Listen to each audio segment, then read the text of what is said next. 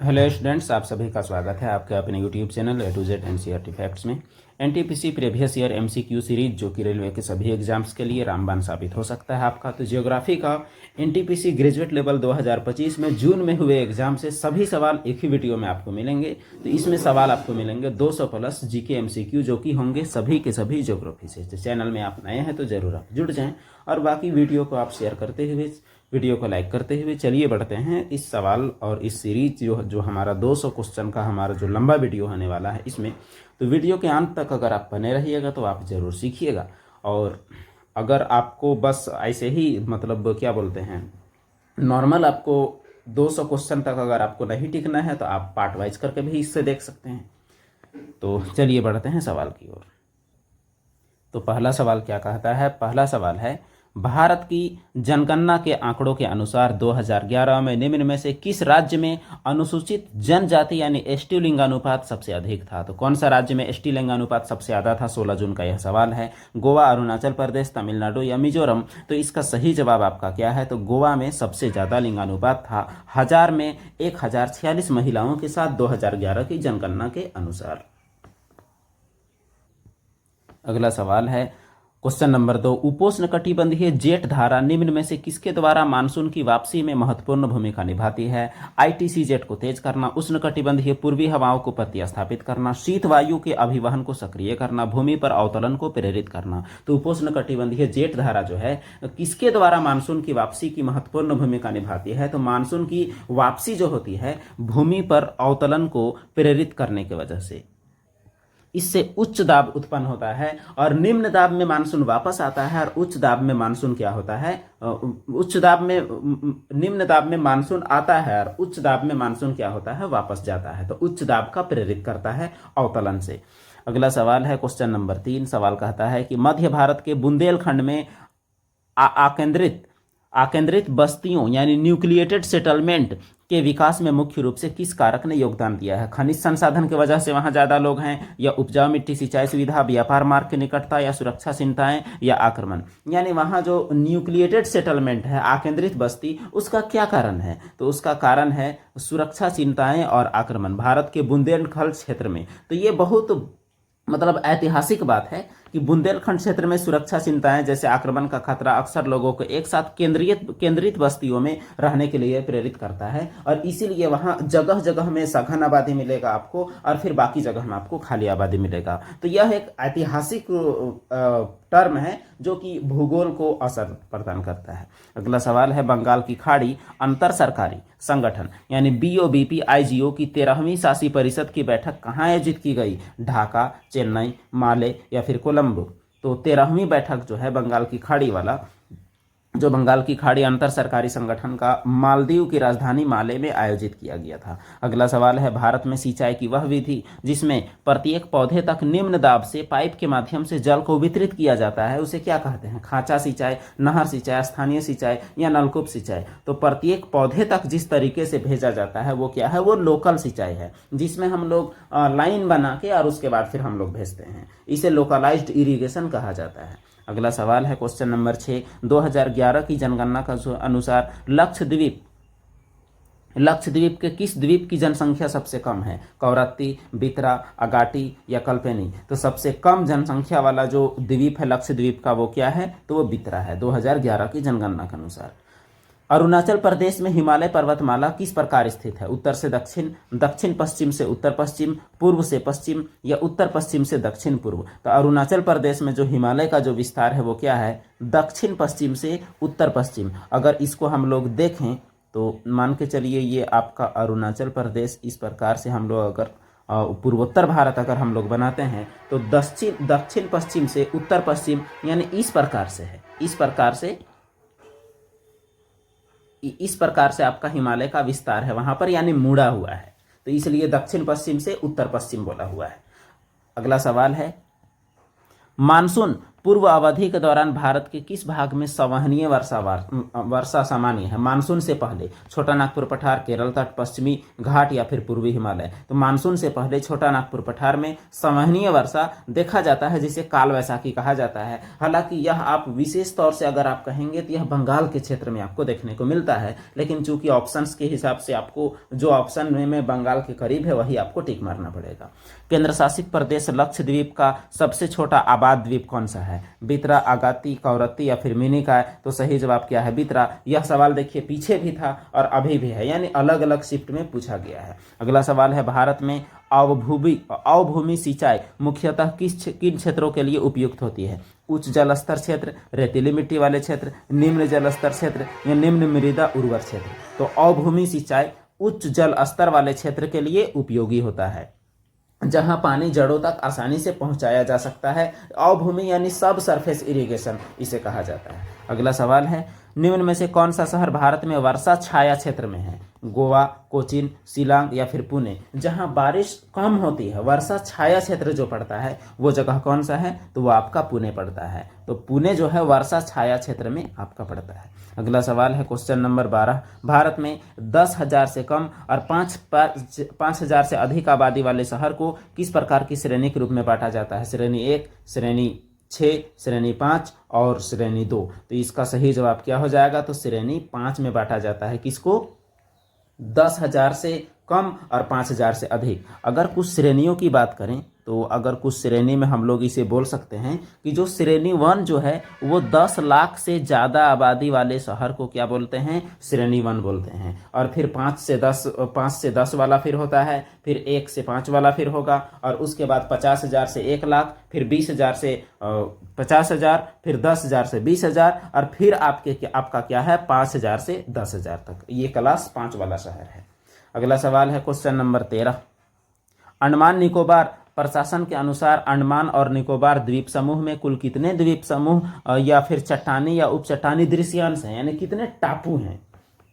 अंडमान निकोबार प्रशासन के अनुसार 836, 1002, 742 या 612। तो सही जवाब है कितने हैं? वहाँ 836 द्वीप हैं अंडमान निकोबार प्रशासन के अनुसार। भारत के पश्चिमी तटीय मैदानों को किस प्रकार के मैदान में वर्गीकृत किया गया है? अंतर्जलीय, ज्वारीय, इमरजेंट या फिर डेल्टा मैदान। तो इसे जो बांटा जाता है, इसे असल में बांटा गया है इमरजेंट तटीय मैदान के रूप में। हालांकि यहाँ जो दिया हुआ है वो अंतर्जलीय तटीय मैदान है, और यहाँ एक्सप्लेनेशन में या में करके दिया है, इसे आप इमरजेंट ही टिक मारेंगे। अगला सवाल है, निम्न में से कौन सा, इमरजेंट मतलब उभरता हुआ, निम्न में से कौन सा विकल्प भारत के कुछ भागों में दक्षिण पश्चिम मानसून के दौरान वर्षा का अस्थायी विराम का सर्वोत्तम व्याख्या करता है? यानी मानसून के दौरान एक बार जो मानसून विराम होता है उसकी बात की गई है। पूर्वी गर्त का विकास, मानसून में रुकावट, क्रॉस इक्वेटोरियल सर्ज या उपोष्ण कटिबंधीय जेठ हस्तक्षेप। तो मानसून में जो ब्रेक होता है उसे मानसून में रुकावट यानी मानसून ब्रेक कहा जाता है। उस दौरान कुछ दिनों या कुछ हफ्तों तक बारिश नहीं होती। सवाल है, उस बिंदु का क्या नाम है जहां चीन, भारत और म्यांमार मिलते हैं?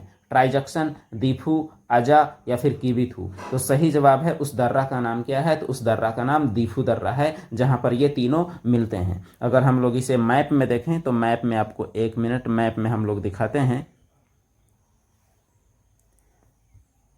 तो मैप में अगर आप गौर करेंगे तो यहाँ पर आपको दिखेगा, यहाँ अरुणाचल प्रदेश, चीन, और यहाँ अरुणाचल प्रदेश आपको मिलेगा, और एक तरफ म्यांमार और एक तरफ चीन, एक तरफ म्यांमार एक तरफ चीन, और यही पास आपको कौन सा दर्रा मिलेगा? तो दर्रा का नाम मिलेगा आपको दीफू दर्रा। अब 1 मिनट, इसे हम लोग को तो मिटाना पड़ेगा।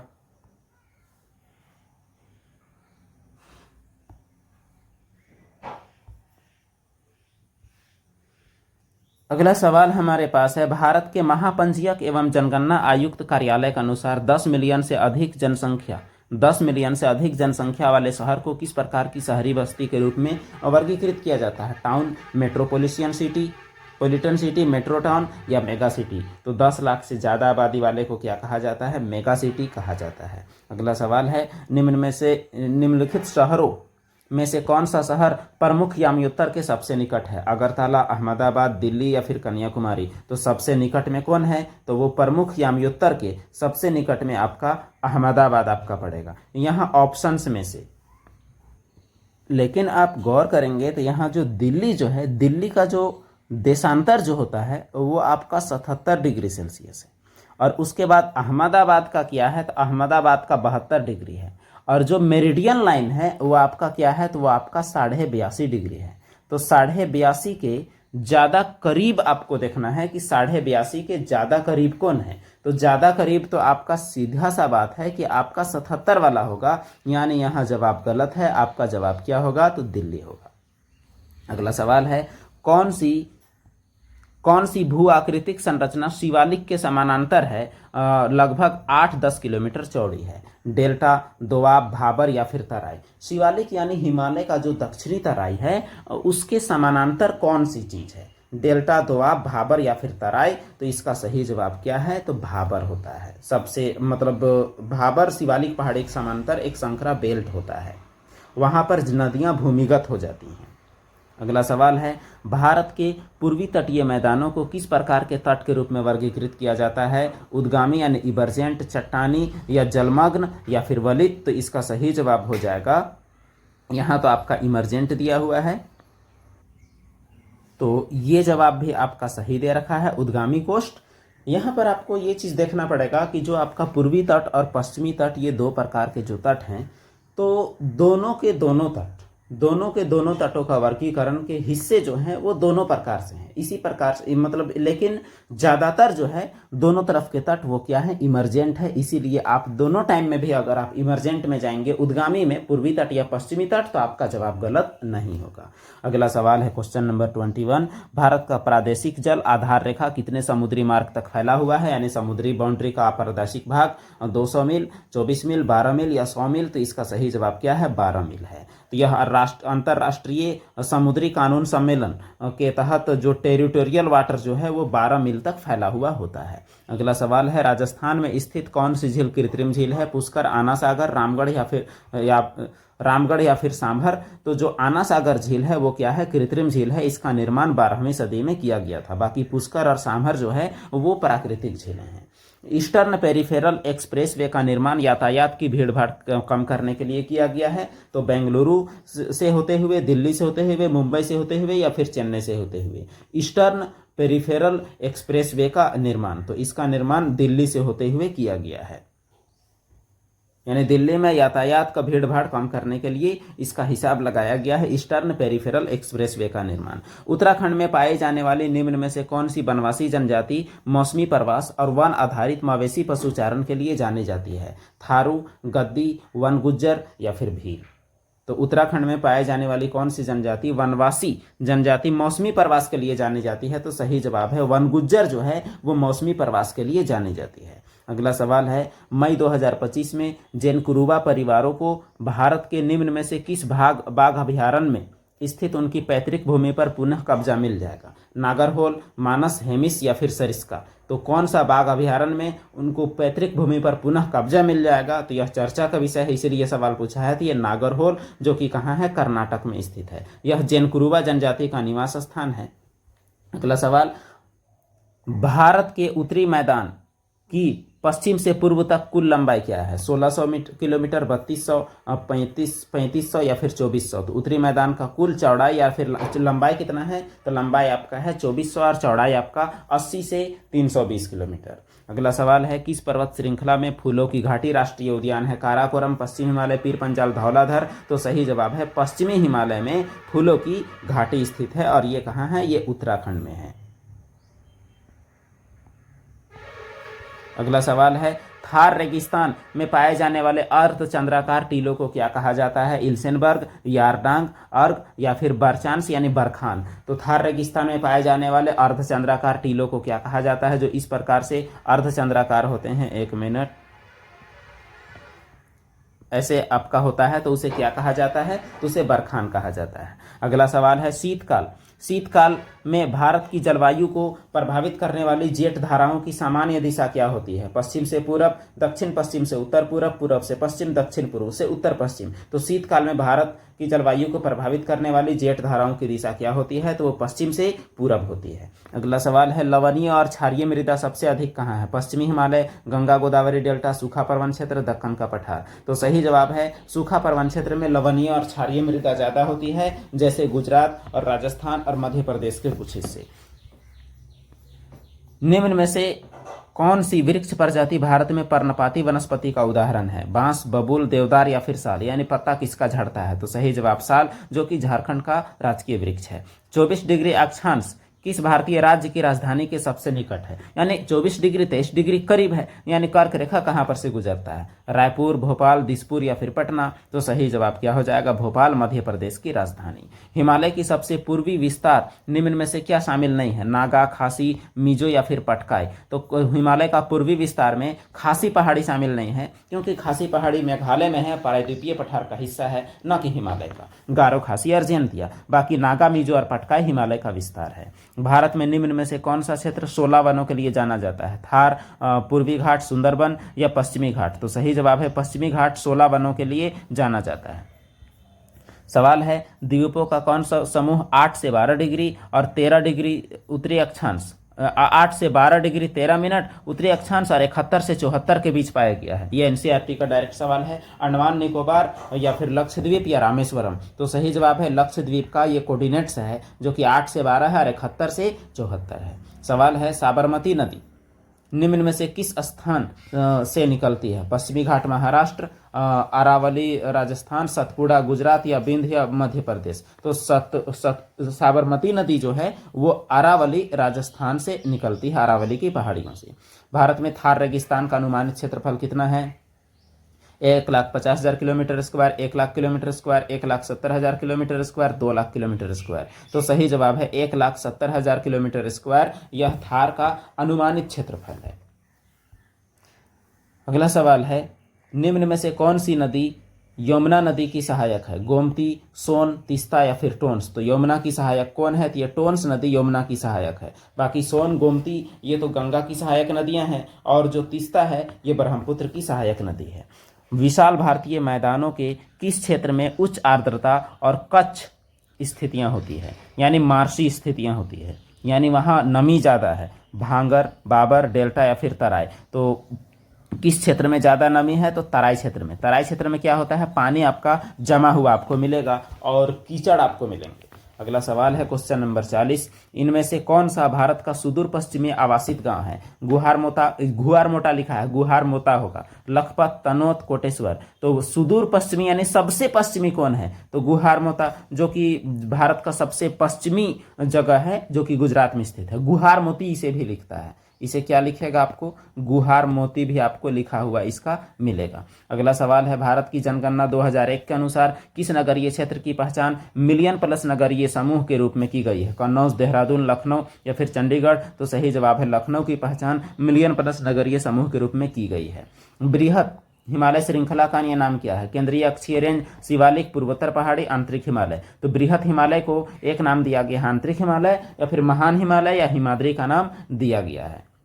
भारत के किस चरण और वर्ष के दौरान जनसंख्या वृद्धि दर स्थिर जनसंख्या वृद्धि दर देखी गई?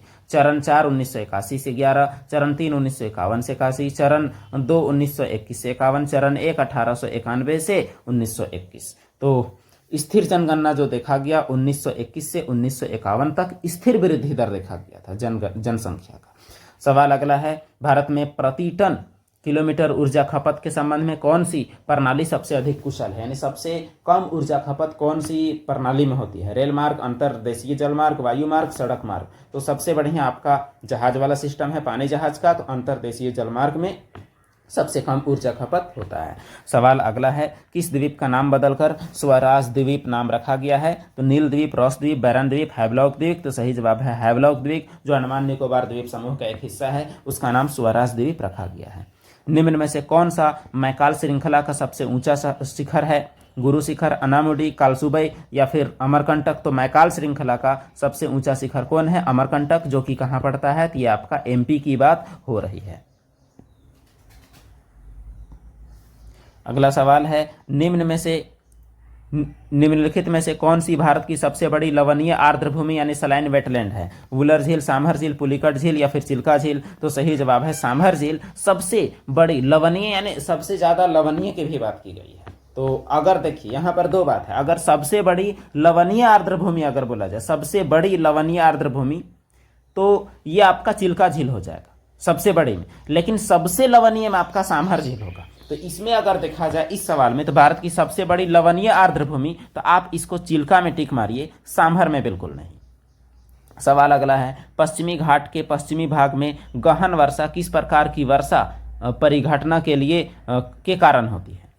पश्चिमी घाट के पश्चिमी भाग में जो वर्षा होती है किस कारण होती है? संवहनीय, वाताग्र, चक्रवाती या पर्वतीय? तो सही जवाब है किस कारण है? ये पर्वतीय वर्षा होती है पश्चिमी घाट के पश्चिमी भाग में। सवाल अगला है, अच्छा पर्वतीय वर्षा में क्या होती है? नमों से भरी हवाएं पहाड़ों से टकराकर ऊपर उठती है और ठंडी होकर संघनित होती है। सवाल अगला है, भारत का कौन सा क्षेत्र मानसून पूर्व ऋतु के दौरान काल बैसाखी का अनुभव करने के लिए जाना जाता है? उत्तरी भारत, दक्षिणी भारत, पूर्वी भारत, पश्चिमी भारत? तो काल बैसाखी पूर्वी भारत में देखने को मिलता है, जो कि बंगाल, उड़ीसा और असम के क्षेत्र में आपको देखने को मिलेगा। अगला सवाल आपका है क्वेश्चन नंबर 50, निम्न में से कौन सा देश अंडमान निकोबार द्वीप समूह का निकटतम देश है? मलेशिया, चीन, श्रीलंका या फिर म्यांमार? तो सही जवाब है अंडमान निकोबार द्वीप समूह का सबसे निकटतम देश जो है वो कौन सा है? तो म्यांमार है। इतना में से यहाँ आपका ऑप्शंस पर निर्भर करता है। इंडोनेशिया होता तो सबसे आगे सबसे नजदीक में इंडोनेशिया होता। भारत में रोपण कृषि कहाँ की जाती है? राजस्थान, गुजरात, पंजाब, हरियाणा, केरल, असम, ओडिशा, छत्तीसगढ़? तो रोपण कृषि केरल और असम में की जाती है। चाय, कॉफी, रबर मुख्य रूप से ये रोपण कृषि का उदाहरण है। उत्तरी मैदान की कुल लंबाई कितनी है? 1500, 2000, 1200 या फिर 2400? सवाल में दोहराव है 2400 किलोमीटर, यानी अलग अलग शिफ्ट में अलग अलग टाइम में पूछा गया है। महानदी की कुल लंबाई क्या है जो उड़ीसा की मुख्य नदी है? 351, 200, 851, 567? तो सही जवाब है 851 किलोमीटर, जो कि छत्तीसगढ़ के सिहावा पहाड़ी में अमरकंटक पहाड़ियों के करीब से निकलती है। निम्न में से कौन सा पर्वत दारा पीर पंजाल में स्थित है? नाथुला, बनिहाल, जोजिला, सिपकीला? तो पीर पंजाल में कौन सा है? तो बनिहाल दर्रा जो है वो जम्मू कश्मीर के पीर पंजाल श्रेणी में है। 2011 की जनगणना के अनुसार भारत की कितनी प्रतिशत जनसंख्या शहरों में रहती है? 33-50, 32-30, 34-68 या फिर 31-16? तो 31.116 आबादी जो है वो कहाँ रहती है? तो वो शहरों में रहती है। बाकी 69% जो है वो कहाँ रहती है? तो वो रहती है आपका, यानी 68 पॉइंट कहिए, 68%, 68 पॉइंट कुछ परसेंट गांवों में रहती है। निम्न में से क्या प्रायद्वीपीय पठार के प्रमुख प्रभागों का हिस्सा नहीं है? मध्य उच्चभूमि, दक्कन का पठार, पूर्वांचल पहाड़ी, पूर्वोत्तम पठार? तो प्रायद्वीपीय पठार में पूर्वांचल की पहाड़ियां नहीं आती। पूर्वांचल की पहाड़ी में आपका ये जो असम वाला इलाका है इधर को बोलते हैं। भारत का कुल अक्षांशीय विस्तार कितना है? यानी अक्षांश जो कि आपका 8 डिग्री से है, तो 8 डिग्री से 37 डिग्री तक आपका अक्षांश है, तो वो आपका कितना हुआ? तो 40, 30, 35 या फिर 25? तो सही जवाब लगभग कितना डिग्री? 30 डिग्री। 8 डिग्री से 37 डिग्री 6 मिनट। नर्मदा नदी के उत्तर में स्थित क्षेत्र को क्या कहते हैं? छोटा नागपुर पठार, दक्कन पठार, पूर्वी घाट, मध्य उच्च भूभाग? तो उसे क्या कहते हैं? मध्य उच्च भूभाग यानी सेंट्रल हाईलैंड कहा जाता है, जिसमें मालवा पठार, बुंदेलखंड, बघेलखंड और छोटा नागपुर पठार ये सब आते हैं। संयुक्त राष्ट्र समुद्री कानून सम्मेलन के अनुसार भारत का विशेष आर्थिक क्षेत्र, एक बार प्रादेशिक क्षेत्र पूछा था जो कि 12 था, विशेष आर्थिक क्षेत्र 500 समुद्री मील, 300 समुद्री मील, 200 समुद्री मील, 400 समुद्री मील? तो सही जवाब हो जाएगा कितना? 200 समुद्री मील इकोनॉमिक जोन है, स्पेशल इकोनॉमिक जोन। भारत में 10,000 हेक्टेयर से अधिक कृषि योग्य भूमि वाले सिंचाई परियोजनाओं को क्या कहते हैं? स्थानीय, सूक्ष्म, लघु या फिर प्रमुख? तो सही जवाब हो जाएगा प्रमुख परियोजना। इसमें आपका सीधा हिसाब है, 2,000 से कम वाले को लघु बोला जाता है, 2,000 से लेके 8,000 तक को मध्यम बोला जाता है, और 2,000 से 10,000 और फिर 10,000 से प्लस वाले को क्या बोला जाता है? तो बृहत्तम या फिर मुख्य सिंचाई परियोजना कहा जाता है। अगला सवाल आपके सामने सवाल कहता है, निम्न में से कौन सा थार रेगिस्तान के पारिस्थितिक तंत्र के क्षरण में योगदान नहीं देता है? पशुधन चराई, जलवायु परिवर्तन, देशी वृक्षों का बढ़ता रोपण, अनियमित वर्षा? तो देखिए वृक्षारोपण करने से उसका जो पारिस्थितिकी तंत्र में क्षरण क्यों होगा? वो तो आपका अढ़ेगा बढ़ेगा, इसका मतलब ये कारण तो बिल्कुल नहीं है। अगला सवाल है, जनगणना 2011 के अनुसार भारत के किस राज्य या केंद्र शासित प्रदेश की शहरीकृत जनसंख्या सबसे अधिक थी? महाराष्ट्र, दिल्ली, गोवा या तमिलनाडु? यानी सबसे ज़्यादा शहरी आबादी कहाँ? तो वो है आपका दिल्ली में। दिल्ली में शहरी आबादी। हालांकि देखिए, अगर राज्य की बात की जाए तो राज्य में महाराष्ट्र का। अगला सवाल है, कौन सा अंडमान द्वीप में अंडमान समूह में नहीं है? हैवलॉक, बैरन, मिनिकॉय या फिर नील? तो देखिए, मिनिकॉय जो है वो लक्षद्वीप का हिस्सा है, बाकी ये तीनों के तीनों अंडमान निकोबार का है। आर्द्र कृषि आमतौर पर किस मिट्टी में की जाती है? लेटराइट, लाल, जलोढ़ या फिर काली मिट्टी? तो यह जलोढ़ मिट्टी में आर्द्र कृषि किया जाता है। अगला सवाल, निम्न में से कौन सी थार रेगिस्तान के आसपास की खासियत नहीं है? अरावली, विंध्य, कच्छ कारण, सिंधु नदी का मैदान? तो सही जवाब है विंध्याचल की पहाड़ी। ये तो मध्य प्रदेश में है, इसीलिए आपका ये थार रेगिस्तान के आसपास भी नहीं है। यदि Indian standard time 82.5 degree east दोपहर में 12 बजे हैं तो 97.5 डिग्री पर समय क्या होगा? 1:20, 12:30, 11 या फिर 1? तो कितना बज जाएगा? तो वो बजेगा 1। ये कैसे, ये आपको बताते हैं। 1 डिग्री में आपका फर्क आता है 4 मिनट का, तो 1 डिग्री में फर्क 4 मिनट का, तो आपको फर्क कहाँ से कहाँ तक देखना है? तो 82 से लेके 97 तक देखना है। तो 7 में 2 आपका 5 हुआ और 9 में 8 आपका 1 हुआ, तो 1 मिनट में 4, तो 15 चौके 60, तो 15 चौके आपका कितना हो गया? तो 60 मिनट।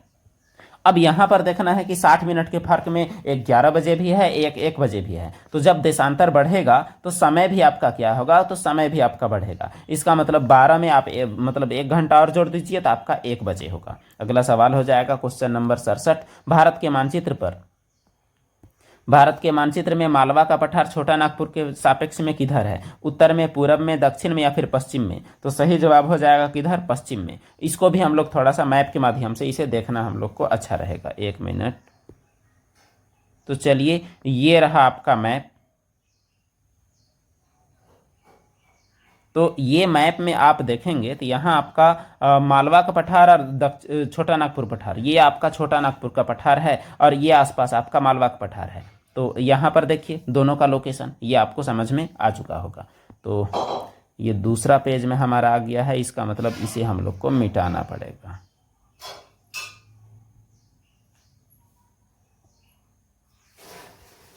तो किस दिशा में है? ये आपका पश्चिम दिशा में है। छोटा नागपुर पठार के सापेक्ष मालवा वाला पश्चिम में हुआ।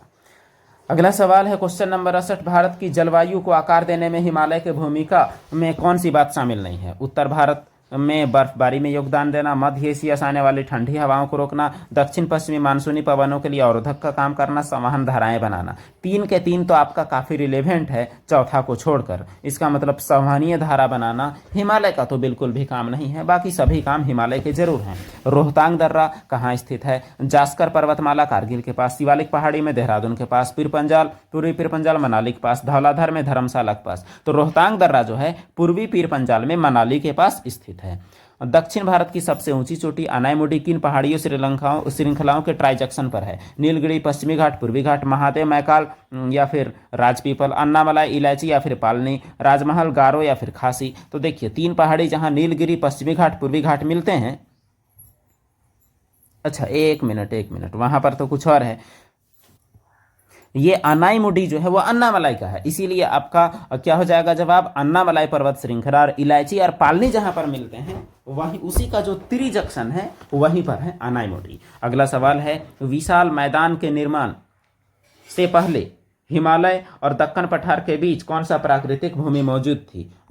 समुद्री खाई, पर्वत श्रृंखला, उथली गर्त, ये घना जंगल। तो विशाल मैदान के निर्माण से पहले हिमालय और दक्कन पठार के बीच, यानी ये रहा हिमालय और ये दक्कन पठार के बीच, यहाँ पर कौन सा जगह था? तो यहाँ पर उथली गर्त या भू अभिनति था। उथली गर्त जिसको बोलते हैं, जो कि बाद में नदियों के गाद से भर दिया गया। निम्न में से कौन सा भौतिक कारक राजस्थान जैसे शुष्क क्षेत्रों में ग्रामीण बस्तियों की सघनता को प्रभावित करता है? ऊंचाई, पानी की उपलब्धता, मृदा की उर्वरता, भूजल लवणता। तो पानी की उपलब्धता ही राजस्थान में आबादी को मुख्य रूप से प्रभावित करता है। भारत में अंतर्देशीय जल मार्गों के विकास के समक्ष कौन सी एक चुनौती है? सुस्थापित अवसंरचना, पर्याप्त टर्मिनल सुविधाओं की कमी, निजी निवेश का उच्च स्तर, पर्यावरणीय संबंधी न्यूनतम चिंताएं। तो देखिए बाकी 3 के 3 तो आपका पॉजिटिव है। यहाँ पर्याप्त टर्मिनल सुविधाओं का अभाव, यही तो बस नेगेटिव है। यहाँ तो आप बगैर जाने भी इस सवाल को टिक मार लेते हैं। मिनिकॉय और मालदीव के बीच के चैनल को क्या कहते हैं? विषुवतीय 9 डिग्री, 10 डिग्री, 8 डिग्री। तो सही जवाब है उसे 8 डिग्री चैनल कहते हैं, मिनिकॉय और मालदीव के बीच के चैनल को। अगला सवाल है, नारकोंडम द्वीप कहाँ है? अंडमान, मन्नार की खाड़ी, अरब सागर, लक्षद्वीप। तो सही जवाब है वो अंडमान सागर में नारकोंडम द्वीप है, जो कि एक निष्क्रिय ज्वालामुखी है। निम्न में से किस कृषि पद्धति को केरल में पोनम, ओडिशा में पोडू कहा जाता है? स्थानांतरी, वृक्षारोपण या फिर निर्वाह या फिर वाणिज्यिक कृषि। तो सही जवाब है कि इसमें स्थानांतरित कृषि को, झूम खेती को केरल में पोनम और ओडिशा में पोडू कहा जाता है। अगला सवाल, काला पानी सीमा विवाद भारत और किस देश के बीच है? बांग्लादेश, भूटान, नेपाल या फिर चीन। तो काला पानी विवाद भारत और नेपाल के बीच है, जो शारदा नदी या फिर काली नदी के साथ है। भारत की जनसंख्या वितरण के संदर्भ में कार्यकीय घनत्व, फिजियोलॉजिकल डेंसिटी का क्या अर्थ है? यानी तात्पर्य किस जनसंख्या से है? डॉक्टर, कृषिगत भूमि की इकाई या गृहस्थी, अस्पताल का बिस्तर। तो ये कृषि भूमि का जो कितना मात्रा है वही कार्यकीय घनत्व को बताता है। अगला सवाल है, कौन सा क्षेत्र प्रायद्वीपीय पठार की बाहरी परिसीमा का हिस्सा नहीं है? गिर, दिल्ली रिज, हिमालय या राजमहल। तो कौन सा क्षेत्र प्रायद्वीपीय पठार की बाहरी सीमा का हिस्सा नहीं है? तो हिमालय प्रायद्वीपीय पठार का कोई हिस्सा नहीं है। तापी नदी का उद्गम कहाँ से है? पश्चिमी घाट, सतपुड़ा, अरावली या फिर विंध्य। तो तापी नदी सतपुड़ा से निकलती है, मध्य प्रदेश का। कौन सी हिमालय पर्वत श्रृंखला सबसे उत्तरी है? इनमें से सबसे ऊंची चोटियां हैं, पूर्वांचल, हिमाद्री, शिवालिक या फिर हिमाचल। तो ऊंची चोटियां हिमाद्री में है, जिसे महान हिमालय या ग्रेटर हिमालय कहा जाता है। कौन सा वन मुख्य रूप से 100 सेंटीमीटर और 200 सेंटीमीटर के बीच वार्षिक वर्षा वाले क्षेत्र में है? उष्णकटिबंधीय पर्णपाती, उष्णकटिबंधीय सदापर्णी, कंटक या फिर अल्पाइन। तो सही जवाब है ये पर्णपाती वन का 100 से 200 और 200 प्लस में सदापर्णी पाए जाते हैं। नर्मदा किस पर्वतमाला से निकलती है? अरावली, सतपुड़ा, विंध्याचल, पश्चिमी घाट। तो ये सतपुड़ा यानी अमरकंटक पठार से निकलती है, मध्य प्रदेश का। उत्तरी मैदान का कौन सा क्षेत्र पुराने जलोढ़ से बना है? भाबर या फिर बांगर, खादर या फिर तराई। तो भांगर जो है ये पुराना जलोढ़ है और ये खादर जो है ये क्या है? ये आपका नया जलोढ़ है।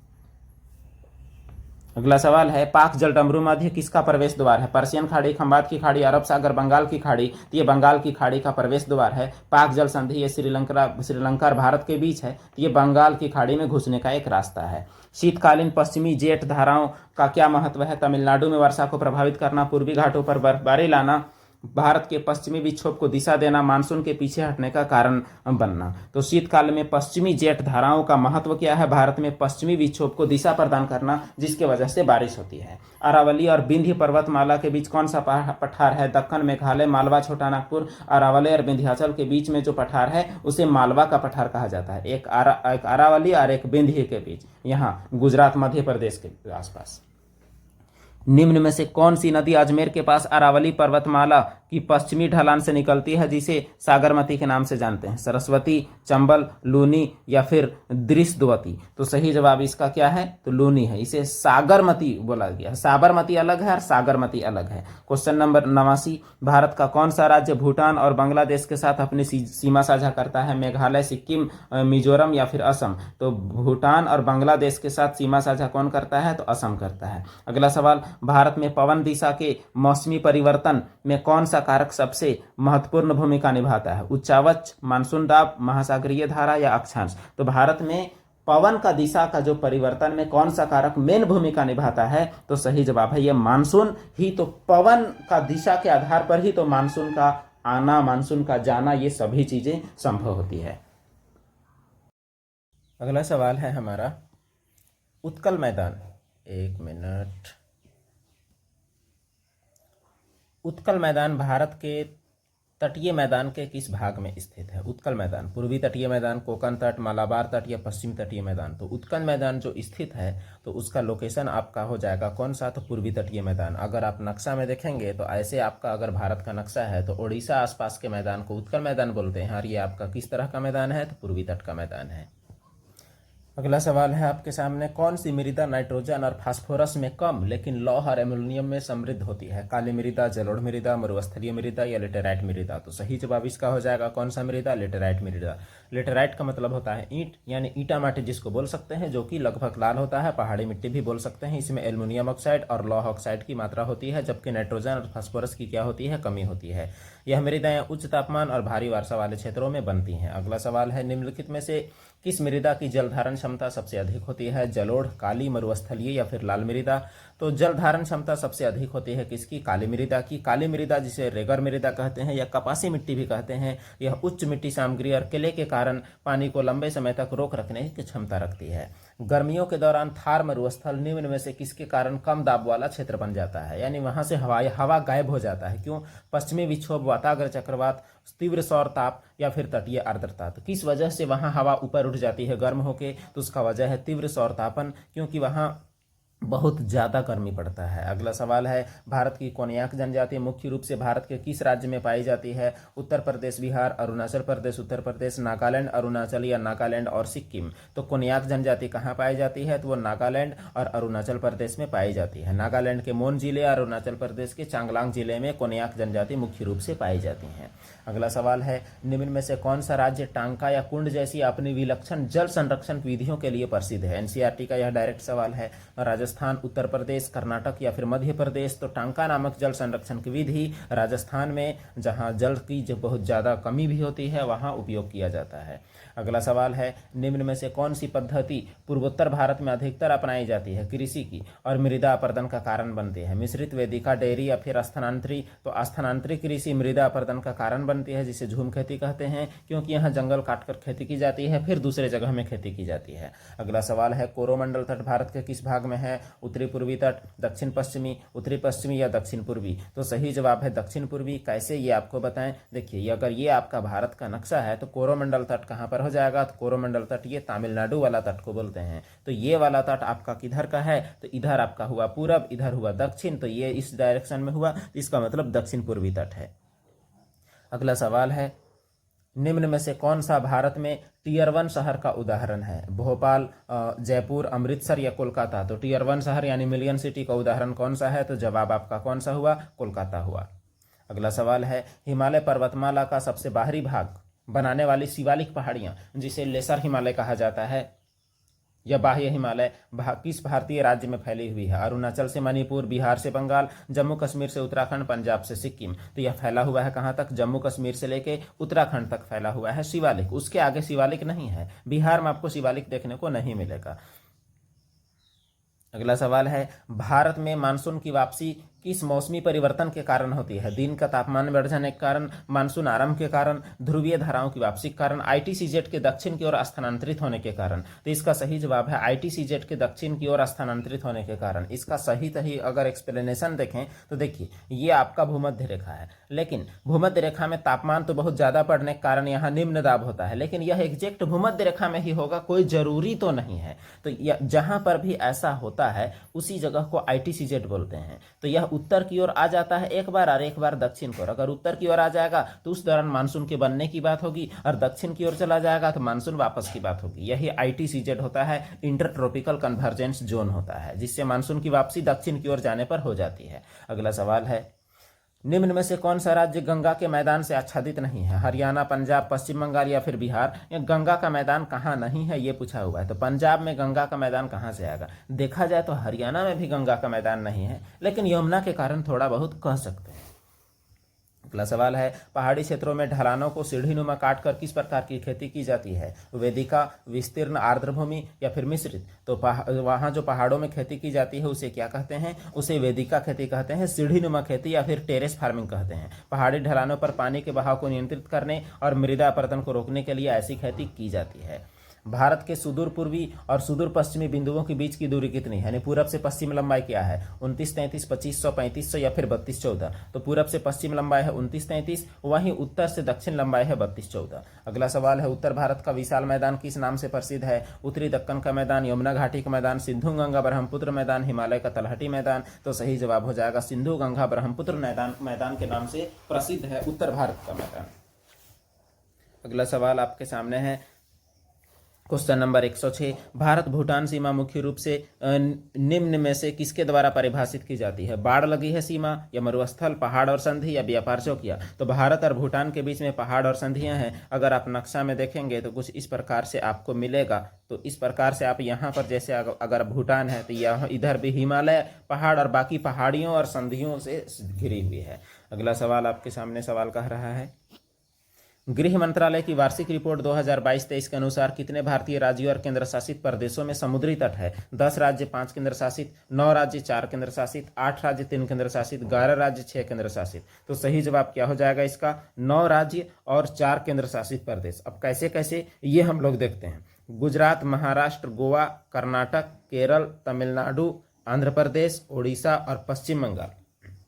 इतना में आपका पड़ रहा है। और बाकी अगर देखा जाए, ये 4 केंद्र शासित दमन, दीव, पुडुचेरी और अंडमान निकोबार और लक्षद्वीप की तट रेखा है। तो ये हुआ आपका 9 और 4। अगला सवाल है क्वेश्चन नंबर 108। निम्न में से कौन सी फसल भारत में रोपण कृषि से संबंधित है? बाजरा, कपास, गेहूं या फिर चाय? तो रोपण कृषि में आपका क्या आ जाएगा? चाय आ जाएगा, क्योंकि इसे बड़े वाणिज्यिक उद्देश्यों के लिए उगाया जाता है। 2011 की आबादी जनगणना के अनुसार भारत के निम्न में से किस नगरीय समूह की जनसंख्या सबसे अधिक है? दिल्ली, कोलकाता, बेंगलुरु या मुंबई? तो सबसे अधिक जनसंख्या किसका है? मुंबई का है। लगभग 183 लाख यानी 1,83 लाख आसपास इसका आबादी है। अगला सवाल है भारत के उत्तरी मैदान मुख्य रूप से इसका निर्माण किस प्रक्रिया से हुआ है? ये सवाल पूछा हुआ है। जलोढ़ मिट्टी का जमाव से, विवर्तनिक उत्थान से, हिमनद अपरदन से या ज्वालामुखी विस्फोट से? तो उत्तर भारत का मैदान का निर्माण जलोढ़ मिट्टी का जमाव की वजह से हुआ है, वो भी हिमालय से निकलने वाली नदियों द्वारा लाई गई जलोढ़ मिट्टी से। सवाल है अगला, भारत का कौन सा राज्य दक्षिण पश्चिम और पूर्वोत्तर मानसून दोनों से वर्षा प्राप्त करता है? महाराष्ट्र, तमिलनाडु और गुजरात और बिहार। तो दोनों तरफ से वर्षा प्राप्त करता है कौन? तो तमिलनाडु दोनों तरफ से वर्षा प्राप्त करता है। कैसे, ये आपको बताएं। देखिए, एक बार इधर से बारिश होता है, उस दौरान भी यहाँ का कुछ हिस्सा में होता है, और जब इधर से वापस जब आने लगता है तो उस दौरान भी यहाँ बारिश होता है। अगला सवाल है क्वेश्चन नंबर 112। लघु हिमालय और शिवालिक के बीच अनुदैर्ध्य घाटियों को क्या कहा जाता है? दून, दोआब, विसर्प या फिर खादर? उसे क्या कहा जाता है? दून कहा जाता है। जैसे देहरादून, कोटली दून, पाटली दून इस प्रकार से होती हैं। अगला सवाल है, भारत का सबसे दक्षिणी छोर इंदिरा पॉइंट किस द्वीप पर है? लिटिल निकोबार, कार निकोबार, ग्रेट निकोबार, ननकारी द्वीप? तो सही जवाब है ग्रेट निकोबार, जो कि सबसे साउदर्न पॉइंट है, जो 2004 के सुनामी में डूब चुका है। अगला सवाल है, निम्न में से कौन सा भू आकृतिक क्षेत्र नर्मदा नदी के ऊपर स्थित है? दक्कन का पठार, तेलंगाना पठार, मालवा पठार, कर्नाटक पठार?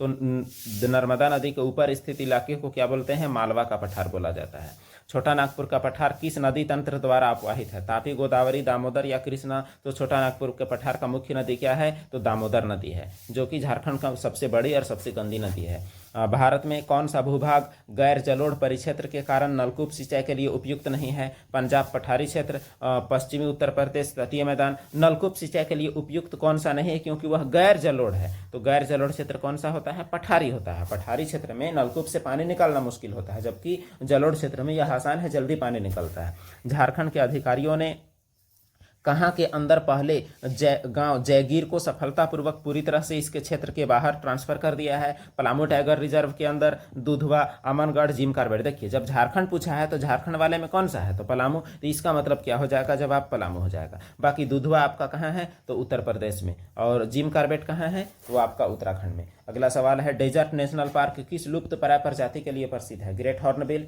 Great Indian bustard, Bengal florican या फिर पीकॉक? तो डेजर्ट नेशनल पार्क जो है वो ग्रेट इंडियन बस्टर्ड के लिए प्रसिद्ध है, और डेजर्ट नेशनल पार्क राजस्थान में स्थित है। अगला सवाल है, नीलगिरी बायोस्फीयर रिजर्व भारतीय राज्यों के निम्न में से किस समूह तक फैला हुआ है? तमिलनाडु, केरल, कर्नाटक? केरल, तेलंगाना, तमिलनाडु, आंध्र प्रदेश, तमिलनाडु, केरल, महाराष्ट्र, गोवा, कर्नाटक? तो नीलगिरी कहाँ फैला हुआ है? तमिलनाडु, केरल, कर्नाटक, यानी ऑप्शन नंबर ए में। यह 3 राज्य में फैला हुआ है, जो कि पश्चिमी घाट में स्थित है।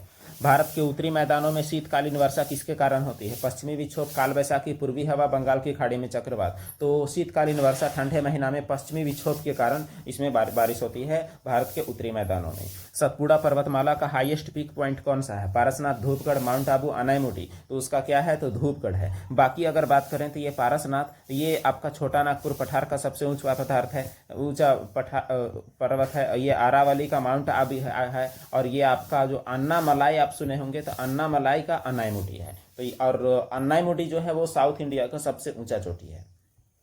अगला सवाल है, किस राज्य में स्थानांतरित कृषि को झूम खेती बोला जाता है? उड़ीसा, असम, केरल या मध्य प्रदेश। तो झूम खेती बोला जाता है कहाँ? तो असम में बोला जाता है स्थानांतरित कृषि को। अगला सवाल है, भारत की 2011 की जनगणना के अनुसार निम्न में से किस राज्य या केंद्र शासित प्रदेश में जनजातीय जनसंख्या की अनुपस्थिति पाई गई, यानी एसटी आबादी नहीं है? महाराष्ट्र, उड़ीसा, पंजाब या केरल। तो सही जवाब हो जाएगा पंजाब। ये सवाल बहुत दफा पूछा जा चुका है। अगला सवाल है क्वेश्चन नंबर 124, निम्न में से कौन सा भारत के उत्तरी मैदान का भौगोलिक उपखंड नहीं है? तराई क्षेत्र, खादर, बांगर या विंध्य पठार। तो भारत का उत्तरी मैदान में तराई भी आता है, खादर भी आता है, बांगर भी आता है, लेकिन विंध्य पठार तो इसका हिस्सा पक्का नहीं है। अगला सवाल है, निम्न में से कौन सा बंदरगाह पश्चिमी तट में स्थित है? पारादीप, कोलकाता, मंगलौर, विशाखापट्टनम। तो पश्चिमी तट में स्थित कौन सा है? मंगलौर। बाकी पारादीप आपका उड़ीसा हुआ, कोलकाता तो बंगाल हुआ, विशाखापट्टनम आंध्र प्रदेश, ये सभी पूर्वी तट के हैं। अगला सवाल, भारत के शुष्क क्षेत्रों में सीधे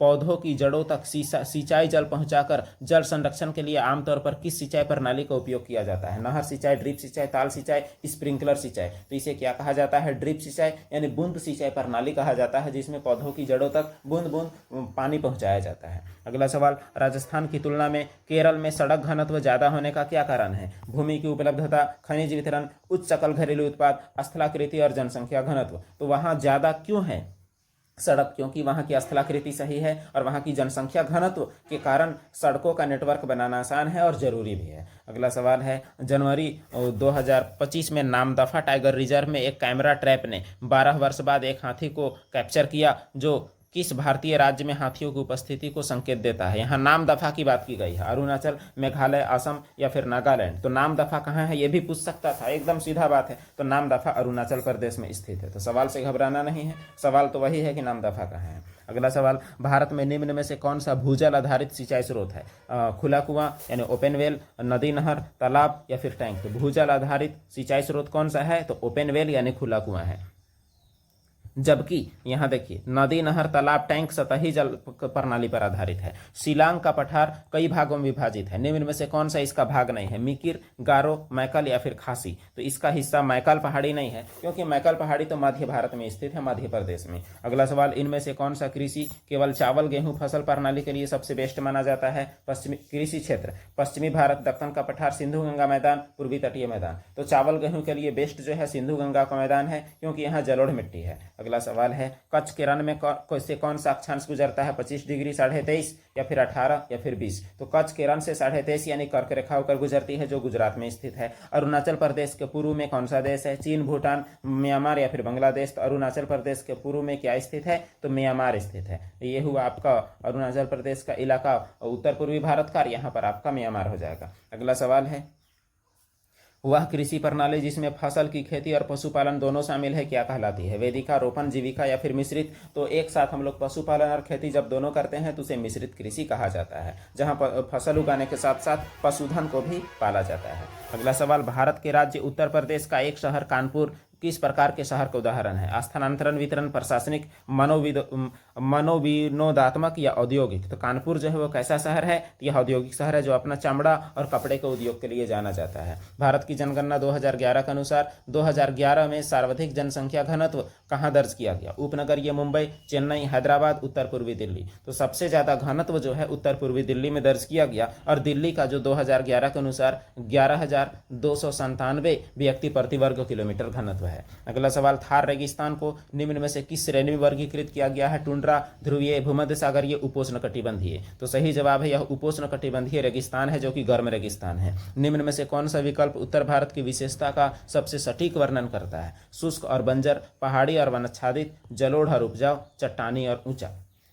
तो उत्तरी मैदान का विशेषता का सबसे सटीक वर्णन है जलोढ़ मिट्टी वहां है और वहां उपजाऊ मिट्टी है। अगला सवाल है, निम्न में से कौन सी कृषि तकनीक मुख्य रूप से भारत में जनजातीय समूहों द्वारा अपनाई जाती है? रोपण, गहन, वाणिज्य, स्थानांतरित। तो भारत की जनजातियां स्थानांतरित कृषि करती हैं, यानी कर्तन एंड दहन प्रणाली, स्लैश एंड बर्न, जहां एक बार कुछ दिन एक जमीन पर खेती करते हैं, फिर दूसरे जगह पर खेती करते हैं। अगला सवाल, औस, अमन और बोरो असम, पश्चिम बंगाल, ओडिशा जैसे राज्यों में किसकी महत्वपूर्ण फसलें हैं? धान, गेहूं, कपास या फिर सरसों? तो ये सब धान की किस्में हैं, ओस, अमन और बोरो, जो असम, पश्चिम बंगाल, ओडिशा जैसे राज्यों में अलग अलग मौसम में उगाया जाता है। बंगाल में तो साल में 4 दफा उगाया जाता है धान। दामोदर नदी निम्न में से किस पठार से बहती है? छोटा नागपुर, मालवा, दक्कन, मेघालय? तो सही जवाब है छोटा नागपुर पठार की सबसे बड़ी नदी कौन सी है? दामोदर, जो कि पलामू जिले से निकलती है और फिर हुगली नदी में जाकर समाहित हो जाती है। इनमें से कौन सा बंदरगाह पश्चिम तटीय मैदान पर है? पारादीप, कोचीन, चेन्नई या फिर विशाखापट्टनम? तो पश्चिम तटीय मैदान पर स्थित कौन सा है? तो कोचीन है, जो कि कहाँ है? केरल में। बाकी पारादीप उड़ीसा, विशाखापट्टनम आंध्र प्रदेश और चेन्नई आपका आंध्र प्रदेश। अगला सवाल है, और तमिलनाडु। अगला सवाल, अप्रैल 2025 तक की स्थिति के अनुसार सिमलीपाल, जिसे राज्य का दूसरा राष्ट्रीय उद्यान घोषित किया गया, कहाँ है? तो साफ साफ पूछ लेता कि सिमलीपाल कहाँ है? ओडिशा, असम, गुजरात, मध्य प्रदेश। तो सिमलीपाल कहाँ है? ओडिशा में है। अगला सवाल है, थार रेगिस्तान का अधिकांश भाग भारत में स्थित है, जो कौन कौन राज्य में फैला हुआ है? राजस्थान, गुजरात, पंजाब, हरियाणा? राजस्थान, गुजरात, पंजाब, मध्य प्रदेश? राजस्थान, गुजरात, पंजाब, उत्तर प्रदेश? राजस्थान, गुजरात, पंजाब, हिमाचल प्रदेश? तो थार रेगिस्तान राजस्थान में, गुजरात में, पंजाब और हरियाणा में फैला हुआ है। अगला सवाल है, रण उत्सव जो दिसंबर 2024 से फरवरी 2025 तक चला का स्थल धोर्डो किस राज्य में और किस भौगोलिक स्थल के निकट स्थित है? गुजरात, कच्छ का रण, पंजाब, सतलज बेसिन, महाराष्ट्र, पश्चिमी घाट, राजस्थान, थार मरुस्थल। तो रण उत्सव कहाँ स्थित है, ये आपसे पूछा गया है सीधा सीधी, यानी कहाँ मनाया जाता है? तो रण उत्सव जहाँ मनाया जाता है धोर्डो, तो धोर्डो जो है वह गुजरात में कच्छ के रण में स्थित है, जहाँ रण उत्सव मनाया जाता है। ये रण, कच्छ का रण, इससे भी आप सिमिलरिटी दिखा सकते हैं। अगला सवाल है, क्वेश्चन नंबर 146, निम्न में से कौन सा नदी तंत्र हिमालय क्षेत्र में गॉर्ज यानी महाखड्ड बनाने के लिए जाने जाती है? पेन्नार, ब्रह्मपुत्र, गोदावरी या तापी? तो ब्रह्मपुत्र जो है वो हिमालय को पार करते हुए गहरे महाखड्ड यानी गॉर्ज बनाती है, जो इसकी तीव्र अपरदन क्षमता को दर्शाती है। गृह मंत्रालय की 2022-23 की रिपोर्ट के अनुसार भारत के किस केंद्र शासित प्रदेश की तटरेखा सबसे लंबी? दमन दीव, अंडमान निकोबार, पुडुचेरी, लक्षद्वीप? तो सबसे लंबा तटरेखा अंडमान निकोबार द्वीप समूह को है, क्योंकि इसमें बहुत ज़्यादा द्वीप हैं। अगला सवाल है, क्वेश्चन नंबर 148, भारत का निम्न में से कौन सा राज्य 3 देशों के साथ अंतर्राष्ट्रीय सीमा साझा करता है? पश्चिम बंगाल, हिमाचल प्रदेश, बिहार, उत्तराखंड? तो 3 देश के साथ कौन सीमा साझा करता है? पश्चिम बंगाल। अगर इसे हम लोग थोड़ा देखें तो यहाँ पर आप देख सकते हैं कि इसके साथ क्या है, ये 3 देशों के साथ जो अपना सीमा साझा करता है, तो ये रहा आपका असम। तो असम देखिए, एक तरफ आपका भूटान के साथ सीमा साझा किया और एक तरफ आपका बांग्लादेश के साथ सीमा साझा किया। तो अगर 3 देश के साथ यहाँ असम वाला, तो लेकिन 2 ही देश के साथ हो रहा है। 3 देश के साथ केवल यहाँ पर सिक्किम होगा, जो कि यहाँ आपका एक तरफ चाइना हो जाएगा, एक तरफ नेपाल, एक तरफ भूटान। चलिए सवाल में हम लोग दोबारा चलते हैं कि वहाँ हमारा क्या सिस्टम है। यहाँ बात पश्चिम बंगाल की गई थी, इसका मतलब पश्चिम बंगाल को हम लोग को देखना है। देखिए, पश्चिम बंगाल बिल्कुल में 3 देश से सीमा साझा करेगा, एक हुआ बांग्लादेश और एक हुआ आपका भूटान और एक हुआ आपका नेपाल। यानी कितने देश से सीमा साझा करेगा? तो 3 देश से यह सीमा साझा करेगा, इसमें कोई दो राय नहीं है। तो जवाब आपका क्या हो जाएगा? तो जवाब आपका पश्चिम बंगाल है।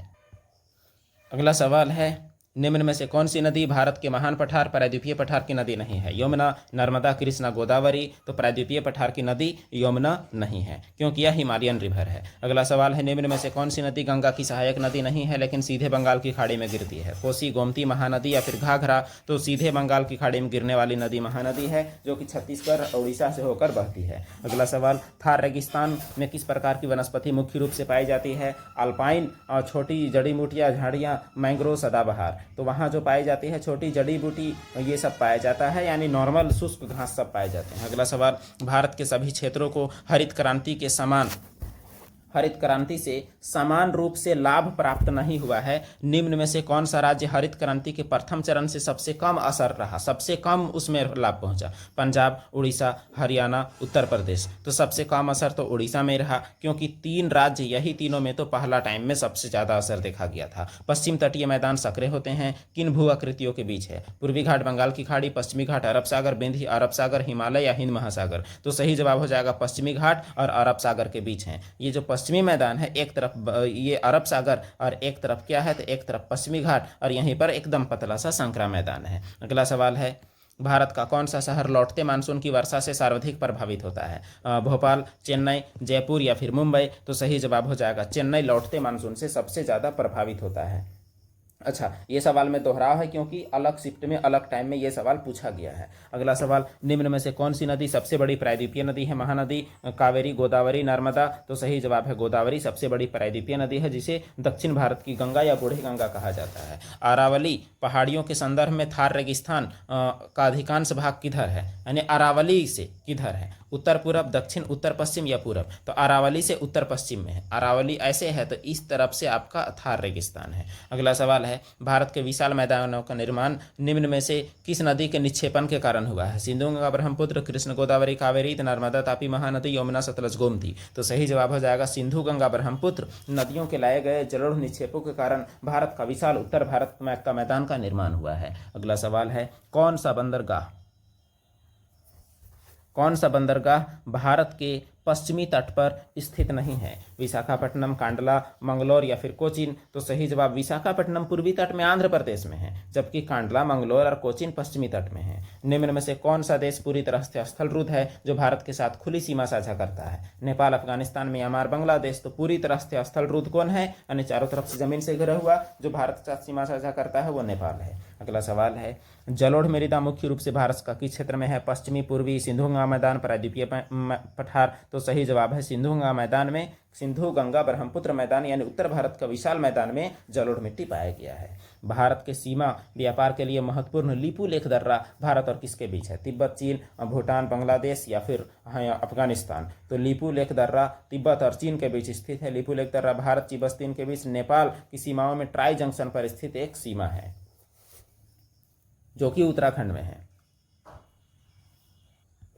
अगला सवाल है, निम्न में से कौन सा भारत का सबसे पूर्वी अंतर्राष्ट्रीय सीमा बिंदु है?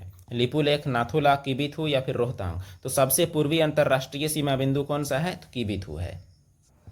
अगला सवाल है, क्वेश्चन नंबर 163, भारत का पूर्वी तटीय मैदान किस राज्य से किस राज्य तक फैला हुआ है? पूर्वी तटीय मैदान का बात किया गया है, तो ये पूर्वी तटीय मैदान ये बंगाल से लेके तो हो जाएगा कहाँ तक? तो तमिलनाडु तक। तो यहाँ ऑप्शंस में आपका बंगाल से लेके तमिलनाडु तक खोजिए और उसी को टिक मारिए। आपको नक्शा का ज्ञान हर हाल में होना चाहिए। भारत के विशाल मैदानों में प्रमुख मिट्टी का प्रकार क्या है? लेटेराइट, लाल, काला कपास या फिर जलोढ़? भारत के विशाल मैदानों में प्रमुख मिट्टी का प्रकार, विशाल मैदान में कौन सा मिट्टी है? तो जलोढ़ मिट्टी ही पाया गया है। अगला सवाल, थार रेगिस्तान में सिंचाई में कौन सी नहर परियोजना प्रमुख भूमिका निभाती है? इंदिरा गांधी नहर, सरदार सरोवर नहर, टिहरी नहर या फिर यमुना नहर? तो थार रेगिस्तान में पटवन के लिए इंदिरा गांधी नहर सबसे ज्यादा महत्वपूर्ण भूमिका निभाती है। भगीरथ और अलकनंदा कहाँ मिलकर गंगा बनाती है? ऋषिकेश, रुद्रप्रयाग, हरिद्वार, देवप्रयाग? तो भगीरथ, अलकनंदा दोनों देवप्रयाग में मिलकर गंगा नदी का निर्माण करते हैं। निम्न में से कौन सी नदी थार रेगिस्तान की प्रमुख नदी है? यमुना, लूनी, घग्गर, सतलज? तो थार रेगिस्तान की प्रमुख नदी लूनी नदी है,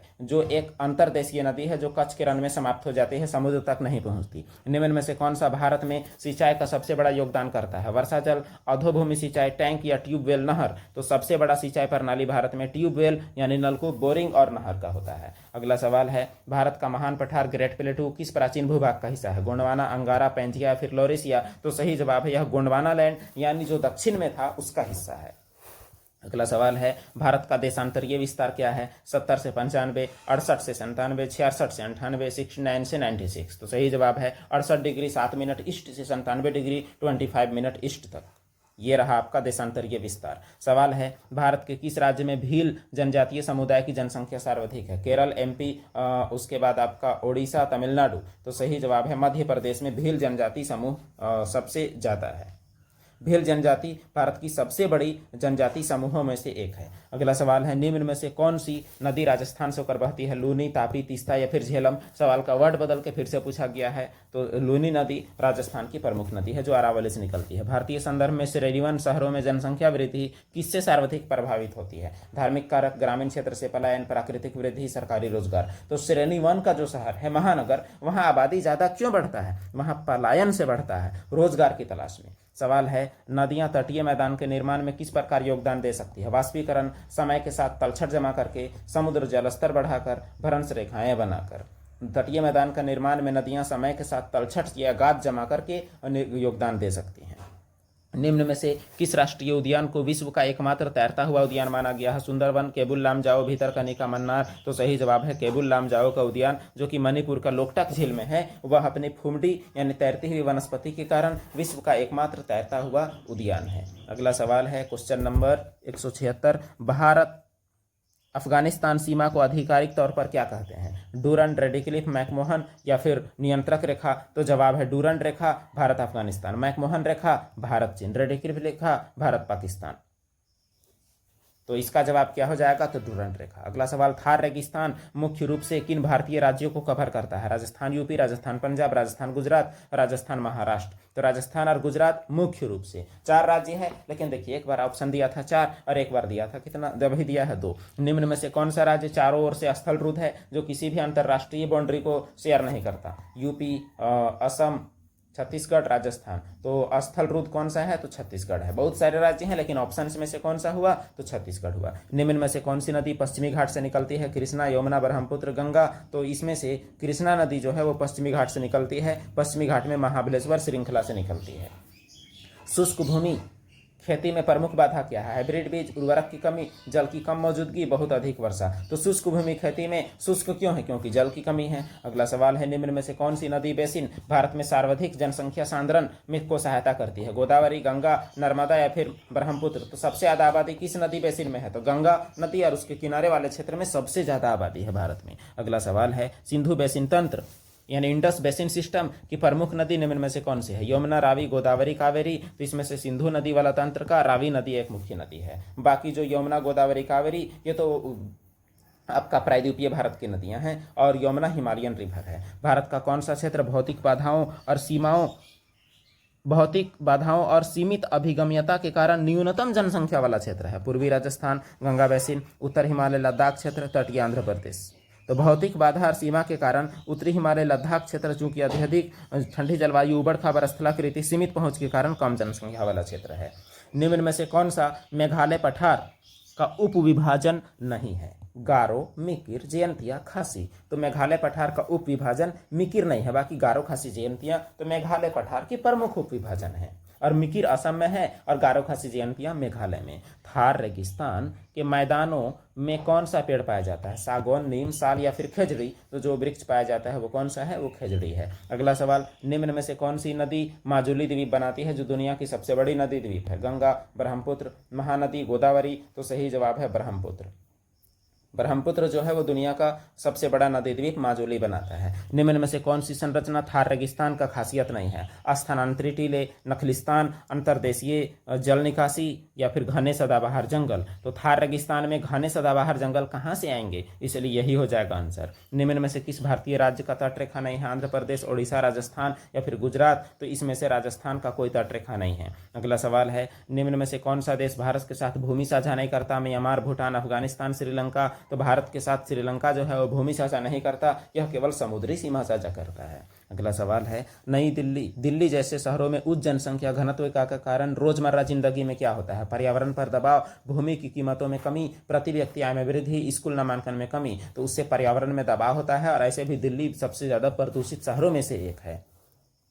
मुख्य भूमि भारत यानी मेनलैंड इंडिया में भारत का किस राज्य की तटरेखा सबसे लंबी है? तमिलनाडु, गुजरात, महाराष्ट्र या फिर आंध्र प्रदेश? तो सबसे लंबी तटरेखा किसका है? गुजरात का, और दूसरा नंबर में आंध्र प्रदेश का है। द्वीपों को छोड़कर भारत में किस राज्य की तटरेखा सबसे लंबी है? फिर से देखिए वही सवाल है, यानी अलग अलग शिफ्ट में। एक बार आपको पूछा हुआ है 5 जून को और एक बार पूछा हुआ है 20 जून को। आंध्र प्रदेश, महाराष्ट्र, गुजरात या तमिलनाडु? तो फिर से हो जाएगा क्या? तो गुजरात। अगला सवाल है, अच्छा अगर द्वीपों सहित बोला जाए तो सबसे लंबा किसका हो जाता? तो हो जाता आपका अंडमान निकोबार का। मैकमोहन रेखा भारत को किस देश से अलग करती है? पाकिस्तान, भूटान, नेपाल, चीन? तो मैकमोहन भारत चीन के बाउंड्री लाइन को बोलते हैं, अरुणाचल प्रदेश का। पाक जल डमरू मध्य किस देश से अलग होता है? मालदीव, बांग्लादेश, म्यांमार, श्रीलंका? तो भारत और श्रीलंका का जो समुद्री सीमा है, जो जाफना जिला और तमिलनाडु राज्य के बीच जो है, उसे पाक जलडमरू मध्य या पाक स्ट्रेट, पाक जल संधि कहा जाता है। थार रेगिस्तान निम्न में से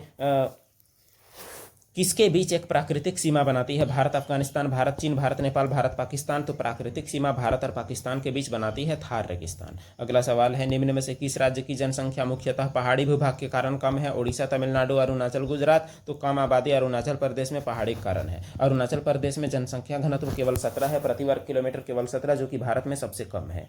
अगला सवाल, निम्न में से कौन सी मृदा भारत में चावल की खेती के लिए सबसे बेस्ट है? जलोढ़, मरुस्थलीय, लवणीय या फिर लाल। तो चावल की खेती के लिए सबसे बेस्ट जलोढ़ मिट्टी पाई जाती है। अगला सवाल है, निम्न में से कौन सा देश भारत से केवल समुद्री सीमा द्वारा अलग होता है? मालदीव, भूटान, नेपाल, म्यांमार। तो मालदीव जो है केवल समुद्री सीमा द्वारा अलग होता है, बाकी भूटान, नेपाल, म्यांमार तो स्थलीय सीमा से अलग होते हैं। निम्न में से कौन सा वह खनिज आधारित उद्योग है जो अयस्क या अन्य खनिजों का कच्चे माल के रूप में उपयोग करता है? कपड़ा, चीनी, लोहा, इस्पात, रबर। तो जिसमें अयस्क और खनिज को कच्चे माल के रूप में उपयोग किया जाता है वो आयरन एंड स्टील इंडस्ट्री है। अगला सवाल है, निम्न में से कौन सा राजस्थान का एक उद्यान है? Ranthambore, Jim Corbett, Kaziranga, Sundarbans. तो रणथंभौर राजस्थान का है, जिम कॉर्बेट उत्तराखंड का है, काजीरंगा असम का है और सुंदरवन आपका कहाँ का है? तो पश्चिम बंगाल का है। अगला सवाल है, कच्छ और कठियावाड़ तट किस भारतीय राज्य में है? गुजरात, गोवा, महाराष्ट्र, राजस्थान। तो ये कहाँ के हैं? तो ये गुजरात के हैं, कच्छ और काठियावाड़ तट। अगला सवाल और आज का आखिरी सवाल, मरुस्थलीय मृदा किस भारतीय राज्य में पाई जाती है? तमिलनाडु, उत्तर प्रदेश, केरल या राजस्थान। तो ये आखिरी सवाल, तो जवाब आपको देना चाहिए। इसका जवाब आप लोग की तरफ से इंतजार रहेगा। Question number 200। इस प्रकार आज हमारा कंप्लीट हो गया। कितना सवाल? तो 202 MCQ। कहाँ से? तो ये सारे के सारे सवाल, एक मिनट, ये सारे के सारे सवाल हमारा हुआ NTPC का जो एग्ज़ाम हुआ है 2025 में, सारे सवाल आपके उससे हैं। तो उम्मीद करते हैं कि यह आपको पसंद आया होगा और इससे आपको लाभ मिलेगा। तो वीडियो में लास्ट तक बने रहने के लिए आप सभी का धन्यवाद। फिर अगला टॉपिक जैसा आप लोग बोलिएगा वही टॉपिक में वीडियो बनाया जाएगा। धन्यवाद।